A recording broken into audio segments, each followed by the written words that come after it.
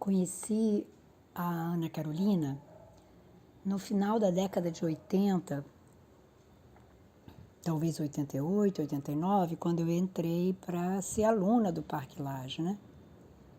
A Ana, jovem, já era professora e eu já com 28 anos começando a ser aluna de artes visuais. Foi um período muito bonito, esse do final dos anos 80, muito feliz mesmo, eu acho. E na escola aconteceram muitas coisas interessantes, muitos movimentos, houve uma reforma grande na escola e entraram vários professores, várias pessoas, artistas vieram a contribuir. O modo do ensino, por exemplo, quem fazia gravura podia fazer todas as gravuras, quem fazia pintura passava o dia inteiro lá e tinha 2 professores de manhã, 2 à tarde. Enfim, foi o período que também mostrou a exposição do Bispo do Rosário, né? Que o Frederico de Moraes era diretor da escola. E, enfim, e não tinha esse turismo cultural que hoje existe dentro da Escola de Artes Visuais, né? Não sei se é bom ou é ruim, a mim me causa bastante estranhamento que a escola seja obrigada a acolher esse turismo, né? Todos os dias, a todo momento. Eu acho que o encontro com a Ana, eu não me lembro exatamente, mas eu tenho a impressão que foi o sorriso dela que encontrou o meu sorriso também, né? Porque nesse ambiente de artes visuais há sempre uma coisa muito retraída, né? De muitos artistas, tem um temperamento mais retraído e também mais desconfiados, assim, né? Eu acho que até pelo próprio caráter do trabalho, que a gente trabalha debruçado, em silêncio, ali naquela coisa. Mas eu sei que Ana e eu, a gente tem esse sorriso solar, e talvez tenha sido isso que promoveu, né, e que facilitou, né, o nosso encontro. Eu não fiz xilogravura e eu sinto muito por isso. Se eu parar para pensar, eu nem sei porquê, talvez porque eu estava num regime lá da pintura que era muito, consumia muita atenção, muita energia, era o dia inteiro, todos os dias, e no fim de semana eu ainda fazia um cineclube 16mm de filmes de arte, e além de ter filho e tal. Eu sei que a Ana e eu, nós fomos nos tornando amigas mesmo, sabe?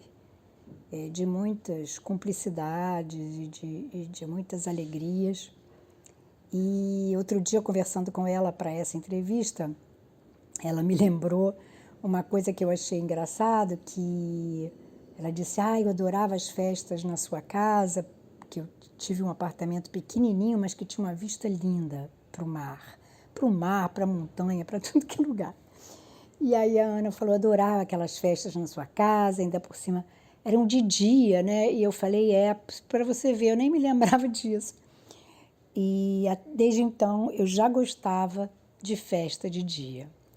Então é com muito prazer que eu apresento essa conversa da gente, né, que eu torno pública essa conversa da gente sobre arte, e acho interessante que eu venho desses 20 anos de trabalho no meio acadêmico com aqueles hábitos mais pragmáticos e também de querer chegar e de querer levar a conversa para certos rumos e tal. E é muito bom como a Ana vai desconstruindo, né? Ela vai desconstruindo e desarmando todos esses caminhos e mostrando outros atalhos, e acabou ficando uma conversa muito, muito bonita e muito atual. Eu acho que o trabalho dela dispensa comentários, eu poderia ter feito um podcast, mas eu decidi que realmente trazer o trabalho visualmente, mesmo que a entrevista tenha sido somente áudio, é alguma coisa de interesse público e de tornar público um trabalho tão atual. Ana, Você sempre foi uma mulher lindíssima, por dentro e por fora. Sempre foi. Em todos os sentidos. Generosa, uma grande professora, doce, com esse sorrisão de aconchego para todo mundo. Eu gostaria que você contasse para os alunos, né, que estão comigo, estudando agora a arte e tal, como foi essa passagem dessa menina mulher bem cuidada, bem protegida, tanto social quanto politicamente, para a sua prática tão engajada nas questões do universo feminino, né, que são expressos em várias séries de seus trabalhos, inclusive no Utensílios do Lar. Eu acho que essa coisa do feminino, ela está comigo desde sempre. Como que ela está com você desde sempre? Como é que ela se travestia, se vestia, te habitava quando você era jovem e depois quando você começou a fazer o trabalho de arte? Eu me encantei pela madeira, né? Pela xilogravura. Comecei a fazer os trabalhos de arte da xilogravura. E sempre em cima das questões da mulher. Sempre. Porque era uma coisa que eu trazia. Agora eu não sei bem te explicar assim como é que isso começou, mas já começou assim. Desde o início com a xilogravura e desde o início com esse motivo? Sim, sim. Mas o que fez você ir para a xilogravura? Por que não a pintura, por exemplo? Por que você escolheu a xilogravura? Que é uma coisa popular.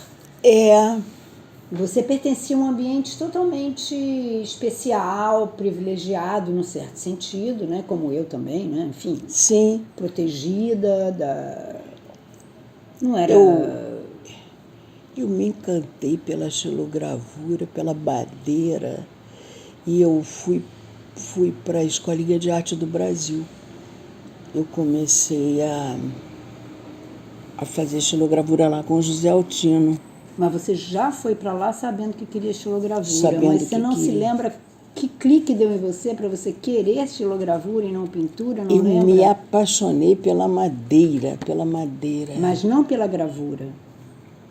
Você via xilogravura antes?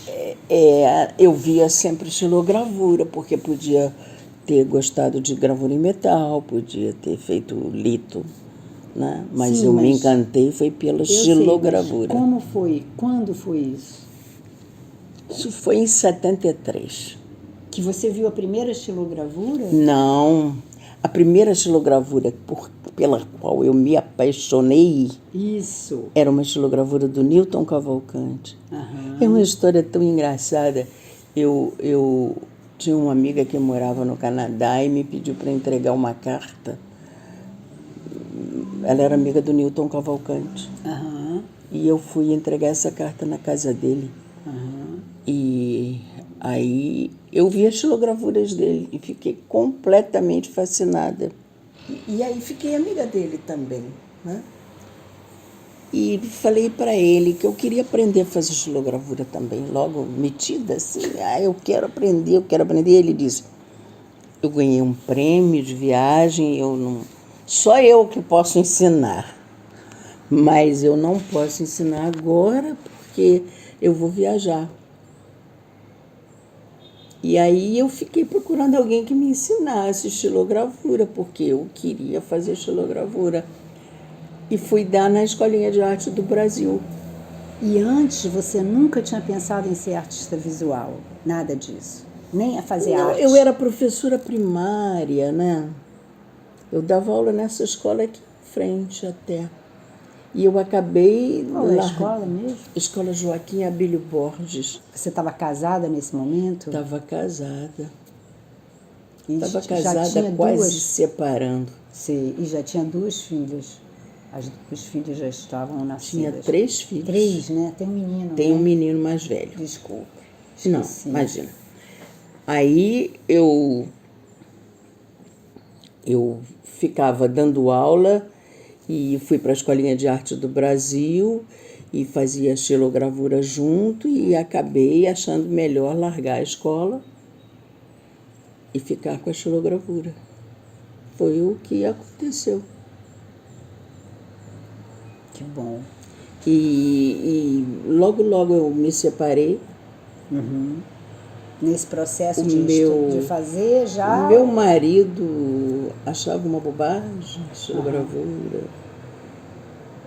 E quando eu disse que eu ia largar a escola, ele disse, você está pensando em largar seu trabalho por essa merda? Eu achei tão engraçado. Eu falei, não, estou pensando em largar aquela merda por meu trabalho. E aí fui fazendo e naquele tempo tinha salões de arte, né? Assim, salões que a gente se inscrevia. E eu logo no primeiro, eu também me separei, né, desse marido. E aí fiquei aqui com as crianças e fazendo xilogravura. E logo no primeiro ano eu ganhei uns 4 prêmios nos salões, que tinha salão em Goiás, salão em Pernambuco, salão não sei aonde, tinha salão no Rio Grande do Sul, da universidade. Quais foram os trabalhos que você lembra, os primeirinhos? Eu fui com os Grambel, a série do Grambel. Grambel foi a primeira antes do... Eu tenho um Grambel, você já me deu um Grambel. São 12 Grambel. São 12 Grambel. Eu tenho muito carinho pela série do Grambel, porque foram as gravuras que me deram os primeiros prêmios da minha carreira, né? E eu gostava de telefone. Eu acabei largando o Altino. O Altino falava assim, que mania de ficar falando telefone, fazendo telefone, que coisa, parece uma fixação. Eu falei, quer saber? E aí tinha um gravador que já não está mais aí, chamado Orlando da Silva. Ele falava uma coisa muito bonita. Ele falava assim, a propósito dessa história do Altino falar que parecia uma coisa, uma fixação, não sei o quê, negócio do telefone, ele dizia assim, o professor de arte, o Orlando da Silva falava para mim, professor de arte não precisa nem saber arte. O professor de arte é um sujeito que tem a cintura cheia de chaves, com que ele abre as almas dos alunos. E a chave da sua alma não está na cintura do Altino. Larga ele, vai trabalhar sozinha, você pode trabalhar sozinha. E eu larguei mesmo o Altino, entendeu? E fiquei fazendo meus telefones sempre. E aí foram os primeiros da série Sorry Grambel, né? Que eu pedia desculpas ao Grambel, porque o telefone que ele inventou, certamente com uma intenção e que servia para cada coisa tão ruim, além do propósito, né, que ele tinha quando inventou. Então, era Sorry Grambel. E eu resolvi naquele tempo, muito tempo, né, década de 70, naquele tempo tinha catálogos de telefone, né, que eram uns livros enormes que a companhia telefônica distribuía, onde você poderia procurar os telefones de qualquer pessoa. E eu então resolvi imprimir os meus telefones nas páginas dos catálogos, usando a página do catálogo de telefone que eu rasgava e como suporte. Ficava de fundo, aquilo ficava tão bonito, era tão gráfico, porque eu acho que eu sempre fui artista gráfica. Quando você me pergunta, por que não pintura? Não sei te dizer, eu não gosto assim de pincel. Eu gosto de lápis, eu sou essencialmente uma coisa assim, gráfica, né?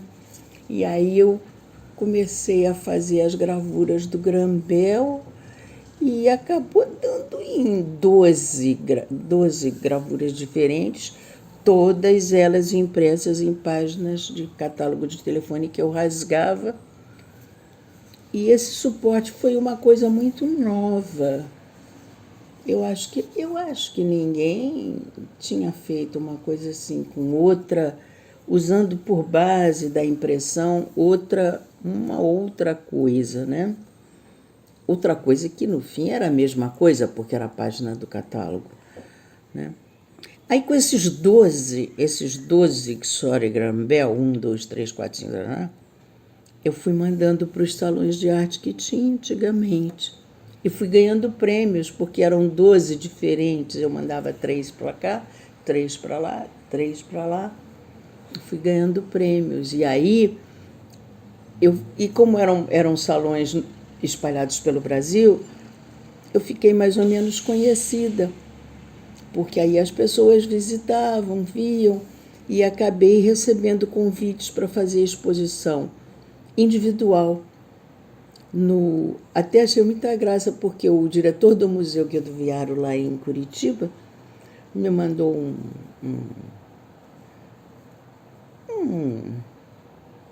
meu Deus do céu, me falta a palavra, um papel, uma carta, um convite. Que era um convite perguntando como estava o meu calendário de exposições para o ano seguinte. Eu falei, meu Deus do céu, eu estou começando agora nesse momento. E aí, se eu queria fazer uma individual lá. Aí eu fui fazer essa individual lá. Nessa altura eu já tinha, além dos 12 Graham Bell, eu já tinha mais outros, mas sempre com telefones e tal, né? E fiz essa individual lá. Sim. E essa questão, por exemplo, desse tema, né? Primeiro que tem uma coerência assim maravilhosa, eu acho que é por isso também que é um trabalho de arte de altíssimo nível o seu trabalho, né? E é tão atual, né? Você vê, mesmo você hoje que não tem esse aparelho, quando você vê o seu trabalho, você entende tudo, e mesmo ele impresso numa coisa que os jovens nem conhecem. E isso eu me impressiono muito com a atualidade. Eu agora, revendo, né, as imagens que você me mandou, felizmente você me mandou para eu dar aula, eu vejo assim como o seu trabalho atual, as questões que ele trata também são atuais e tem uma força, porque justamente tem essa coerência, né, entre a sua ideia, a sua sensação, o seu humor também, e o suporte e o material que vocês elegeu, né? Mas exatamente. Eles se chamam Xury Graham Bell, os primeiros, essa primeira série, exatamente porque o telefone foi feito por uma coisa e faz tantas outras que, né? Então eu queria cortar você e perguntar uma coisa. No mundo atual, eu vou te trazer para hoje, com essas redes sociais, com tudo isso, esses recursos todos, o computador, o telefone celular, como é que você vê isso em relação a esse momento e esse histórico? Porque... Menina, eu nem vejo uma coisa tão antiga. Você sabe, teve uma exposição do Centro Cultural Banco do Brasil sobre a gravura do Ocidente. Quer dizer, nada de gravura japonesa, gravura do Ocidente, no mundo inteiro. E eles pediram emprestado uma gravura minha, que era um Xury Graham Bell, para botar lá. E eu ia lá, como se diz, né, na gíria, lamber a cria, eu ia lá olhar, porque eu fiquei tão contente, tão envaidecida da minha gravura estar do lado de um Liechtenstein, assim, né? E aí eu ficava vendo as pessoas olhando, né? Eu botei lá um Xury Graham Bell, que era assim, o telefone, porque esses Xury Graham Bell todos, o telefone ia todos impressos em folha de catálogo e tal, e o telefone ia se metamorfoseando em outros objetos, mas não perdia também a coisa do telefone. E eram já telefones antigos, não eram telefones daquela atualidade. Eu me lembro de ter visto uma moça, assim, dizendo pro namorado, como é que essa mulher em 75 sabia o que isso ia acontecer? era um telefone antigo, uma gravura de 75, que estava lá, né, assinada e datada, e no lugar do fone tinha um revólver, sabe? E aí ela ficou muito impressionada, porque ela captou o que eu queria dizer, mas assim, ela percebeu na mesma hora, né? E não ficou. Ela disse: como é que ela em 75 já sabia, quer dizer, se antecipou? E era tudo lá tão antigo, né? A forma do telefone, o desenho dele, o catálogo, o revólver, tudo era tão antigo, mas para ela era daquele momento, né? E esses mistérios, eu acho essas coisas fascinantes mesmo, né? Que só a arte é que proporciona. Arte. Inclusive, os próprios filósofos falam isso. Só a arte que proporciona essa visão profunda da experiência, né? Que é a nossa experiência humana.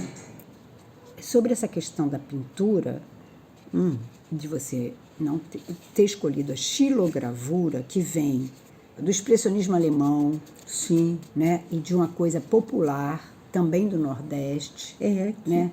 O que isso, se isso pesou, e eu queria que você falasse isso, se isso, esse fato, desse aspecto popular, digamos assim, da xilo, porque é diferente, por exemplo, da lito, sim, né? Se isso pesou, e por que a madeira, o que a madeira te fala especialmente, por exemplo, do que a serigrafia, que trabalha com aquelas placas de plástico, não é? Além de ser lisa, não é só pelo fato das marcas, porque isso poderia ser o metal, você poderia resolver isso. Então, eu queria que, se você pudesse falar dessa sua paixão com a madeira mais profundamente e com essa origem da xilo, se você alguma vez refletiu sobre isso, dessa escolha. Eu me apaixonei pela madeira e junto com a xilogravura mesmo. E eu acho que isso é uma questão de temperamento, porque a xilogravura é uma coisa assim, temperamento mesmo, assim, de jeito de cada um ser, como é. A gente não pode errar. A madeira não permite acasos bem-sucedidos. Você vem com a sua goivinha, se você errar, errou. Errou, acabou. Sabe? Não é mais aquilo que você pretendia. E eu acho que isso é uma questão de temperamento de cada um. Eu escolhi a madeira muito porque eu também sou assim. Não pode errar, não. É assim que tem que ser, entendeu? E a madeira, ela é muito diferente do metal, né? A gravura em metal, eu falo isso, as pessoas da gravura em metal ficam muito ofendidas porque as pessoas ficam em volta de uma banheira de ácido. Enquanto que a pessoa com a madeira, ela vai ali cortando e vai sentindo o perfume da madeira conforme vai cortando, né? É muito diferente, muito diferente. É uma coisa tão amorosa, sabe? Eu nunca poderia ter escolhido outro tipo de gravura. Tenho certeza, né? Sou apaixonada por madeira. Apaixonada por madeira. E é isso. E daí a xilogravura é tão próximo, é um pulo, nem um pulo. E em relação a essa questão de ser popular, de ser a coisa mais... Alguma vez te ocorreu essa questão? Não pensei muito. Não pensei nisso, não. Não foi uma coisa que atuou na sua prática? Eu ter escolhido? Não ter escolhido, mas a partir do momento que você escolheu, o que você está explicando, dessa questão afetiva, desse calor, dessa questão sensível mesmo, dos sentidos, sim, não é? Vários sentidos, né? Claro. Ela estimulou em você, mas eu digo assim, depois, quando você pensou sobre a questão, alguma vez sobre essa questão dela ter esse aspecto no Brasil de ser ligada à arte popular nordestina e... Não, eu não estudei arte, eu não fiz curso nenhum de arte, eu não tenho faculdade de arte. As coisas comigo, elas são muito espontâneas mesmo. Não, eu não pensei nisso, não. Então, é sobre o modo que você trabalha. Sim, eu era professora primária, né?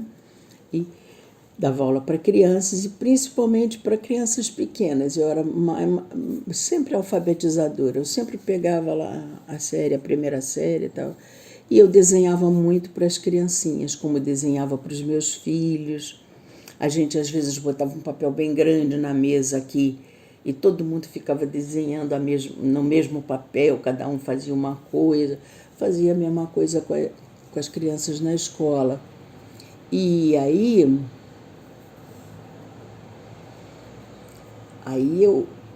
eu quando comecei a fazer estilogravura, eu fiquei pensando assim, meu Deus, será que eu vou ficar só desenhando gatinhos e cachorrinhos na estilogravura? Porque não achava que combinasse, sabe? Com a estilogravura eu ficava fazendo cachorrinho e gatinho na madeira, né? Mas, curiosamente, eu já comecei no telefone usando o telefone para expressar mais a dificuldade da sobrevivência das relações entre as pessoas. Sabe? Como se o telefone fosse uma espécie de um símbolo. Não sei se a palavra arquétipo está certa, não sei, mas você encontra a palavra certa para mim. E aí o telefone funcionava assim, sabe? Falando da incomunicabilidade do ser humano, da dificuldade da sobrevivência das relações entre as pessoas. E usava o telefone para falar disso. Sabe? Foi assim que eu comecei. Pois é. Acho importante dizer isso, né? E essa articulação entre essa convicção, digamos assim, ou essa afirmação, e seu modo de trabalhar em série, como é que você... Porque a série, ela surgia como projeto, não, né? Não. Ela ia... cada uma necessitava do outro trabalho, não é isso? Um trabalho puxava o outro, que puxava o outro. Puxava o outro, mas eles não precisavam um do outro. Eles podiam andar sozinhos, né? Mas um acabava puxando o outro. Você faz uma coisa e já dá vontade de fazer outra que tem a ver, uma outra parecida, e aquilo vai saindo, um fluxo muito natural, né? Aí eu comecei primeiro com o telefone, com a coisa da relação entre as pessoas, de um modo geral, abrangentemente, assim, né? Depois eu fui me detendo em tipos de relação, assim, separadamente, por exemplo, na relação do casamento. Aí fui fazendo gravuras em cima da relação não em cima da relação do casamento, mas assim, fui separando tipos de... incomunicabilidades. Mas tinha assim, de relações entre as pessoas, de amizade, a relação patrão-empregado, a relação marido-mulher, e por aí ia, né? Por exemplo, de trabalho, né? Patrão-empregado. Eu peguei aqueles bloquinhos que vende na papelaria, digamos, de aviso prévio. E aí usei a página do aviso prévio como suporte, igual usei a página do catálogo de telefone, e fiz uma xilogravura que era uma mão com um soco. Né? A xilogravura era uma mão com um soco, assim, só aquela mão. Aí eu já fui saindo do telefone e passando para a mão. Desenhava mãos, sabe? Como se a mão fosse a continuação do fone, né? Como se fosse, né? Uma coisa assim, que foi me lembrando, assim. Então, Então, eu fui pegando tipos de relações, assim, como eu te falei. Não sei se é de relações, que a palavra legal para isso, né? Então, relação patrão-empregado, relação marido-mulher, relação, sei lá mais o quê. Amizade. De amizade. E fui, assim, inspirada nessas coisas, nesses motivos, eu fui fazendo outras xilogravuras. E, de um modo geral, eu sentia a falta daquele fundo que era da página do catálogo, da página do aviso prévio, eu sentia a falta daquele fundo assim, né? Então era muito difícil eu fazer uma gravura que fosse só a xilogravura, que não tivesse um suporte diferente. Eu queria saber onde entra a experiência, a experimentação no seu trabalho. O fato de você experimentar, por exemplo, os papéis que já eram impressos, houve coisas que deram errado, aconteceram coisas que deram errado. Você experimentava muito ou não experimentava, não? Não, acho que nunca deu errado. Ai, que maravilha! Agora é engraçado você falar isso, mas acho que nunca deu errado. Eu pego a página do catálogo do telefone, a página do catálogo do telefone. Era isso mesmo que eu queria, né? E aí pego a página do... Eu digo a tinta, ou sei lá, o suporte não ter aguentado alguma coisa, ou você era bem precisa? Nada. Que nada, tudo dava certo. Que coisa é engraçado, maravilhosa. Né? Tudo dava certo. Então você é igual Picasso, você não para procurava. com isso. Você não, ele que diz, eu não procurava, eu encontrava. Não ficava procurando mesmo, não. Que maravilha. Não, porque eu já sabia mais ou menos aquilo que eu queria e não ficava procurando, não. Ana, e me diz uma coisa, outro aspecto que tem no seu trabalho é o humor, né? Porque tem o humor ali, um humor irônico às vezes, mas tem, que é bem, digamos assim, também da pop art no Brasil, sobretudo, tem esse lado de trazer coisas do cotidiano, né, para a representação. Sim. E de comentar sobre a arte de alguma maneira, né? Porque você estava fazendo com suportes diferentes e colocando a relação figura e fundo de uma maneira específica. Mas você teve alguma relação com o pessoal da pop, aqui no Brasil, Rubens Gershman, né? Wanda Pimentel, essas pessoas? Não estudei nada, né? Não estudei nada, Não teve relação com nenhuma relação com essas pessoas, Ana? Nunca conheci nenhum deles. Que doido, hein? Que absurdo. É esquisito. Meia dúzia de pessoas e não se conheciam, né? Você vê que esse meio de arte brasileiro é um horror. Eu, inclusive, fui convidada para dar aula no Parque Lage, né? Por quem? Pelo Rubem Gershman, mas eu nunca vi a cara dele. Ele me mandou um recado, mas ele estava fora. Aí eu fui lá no Parque Lage, fui eu e Manuel Messias, que fazia xilogravura maravilhosíssima, né? E ele vinha muito aqui em casa, ele era uma pessoa muito humilde, de poucos recursos, ele vinha almoçar aqui em casa, muito. Aí ele mandou esse recado, o Gershman, e eu fui lá com o Messias. E ficamos lá esperando alguém para nos receber, sentadinhos ali na beira da piscina. E aí não era o Gershman. Rubem Breitman, que me chamou.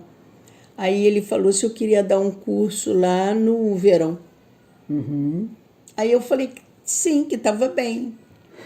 Mas eu falei de alegre também, porque eu nem fiz o curso para eu aprender como é que eu ainda ia ensinar. Mas eu aceitei. E aí era para adolescentes. Eu já me encantei, né? Falei, que ótimo trabalhar com jovens assim. e fiz esse curso, dei esse curso lá, e daí eles me chamaram para continuar, e assim eu trabalhei no Parque Lage, dando aula de xilogravura, se não me engano, por 22 anos, né? Aí eu cansei e já estava me aposentando, né? Mas não fiz concurso também não, porque eu não tinha nem faculdade para fazer concurso, nada. Eu fui convidada por eles e por lá fiquei, nunca ninguém me pediu diploma de nada, que eu acho uma coisa muito legal, fantástico, né? Fiquei lá, era tão bom, né, dar aula de xilogravura lá. Muito querida. Foi muito bom, os alunos gostavam. E também não tinha, porque eu não tinha formação de nada, menina. Eu aí era assim, entrava criança, entrava jovem, entrava velha, entrava quem quisesse na minha aula, né? Era muito bom. O Parque Lage era uma escola muito liberal. Muito legal. E logo, logo, o SESC, Serviço Social do Comércio, resolveu, tinha uma casa ali do SESC na Rua Barão de Mesquita, uma casa muito bonita, assim, na encosta. E eles resolveram abrir uma oficina de gravura. E aí a moça que ia dar aula de gravura em metal me perguntou se eu queria dar aula de xilogravura lá.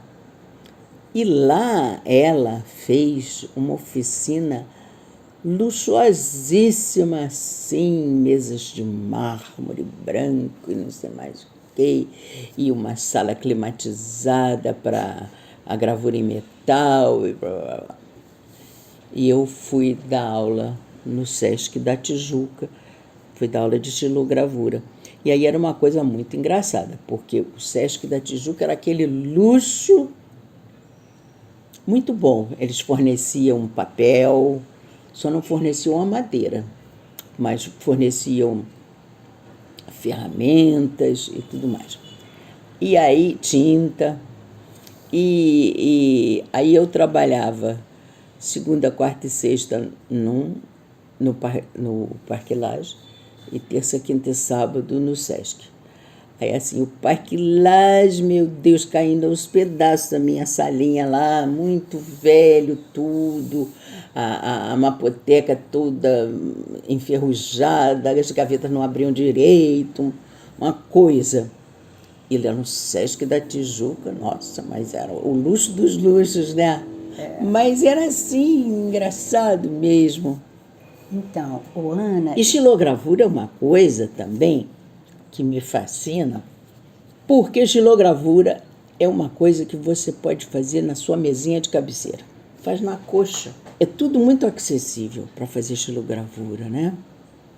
Não é à toa que aí a gente pode pensar na xilogravura de cordel e lá na xilogravura nordestina e tudo isso. Agora eu, quando me encantei pela xilogravura, eu não pensei nisso não, porque eu estava bem aqui no Rio e muito urbana.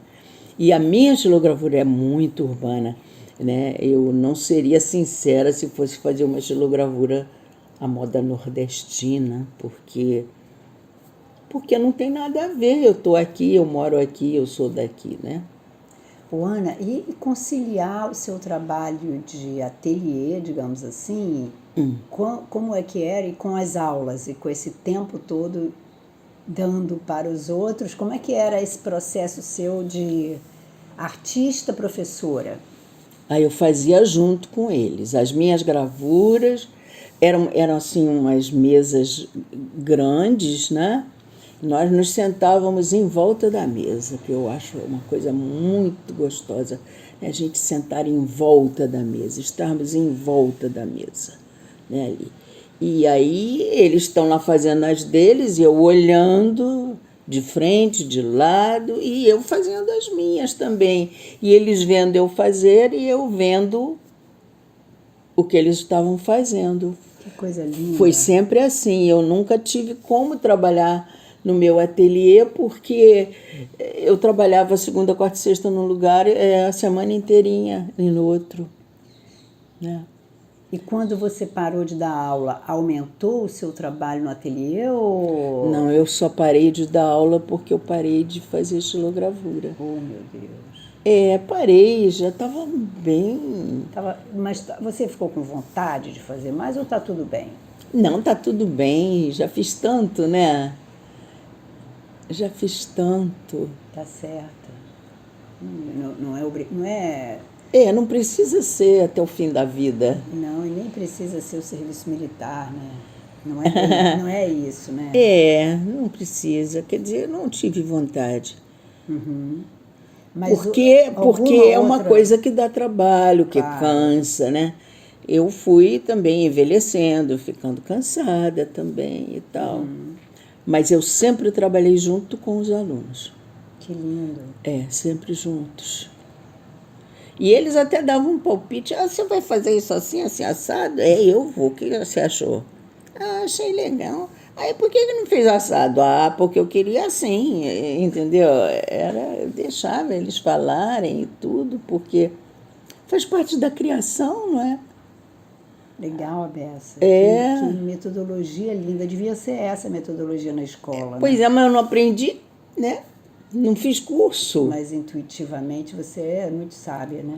Eu fui professora primária, de criancinha, de alfabetização, de ensinar uma linguagem. Isso é muito lindo, né?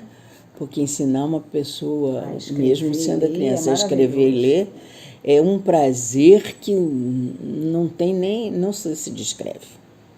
Você vê uma pessoa, de repente, ela sai escrevendo, porque você ajudou. É muito lindo. Olha, sacrifício e prazer. Eu acho que sacrifício, assim, essa palavra é uma palavra muito forte. Então bota dever.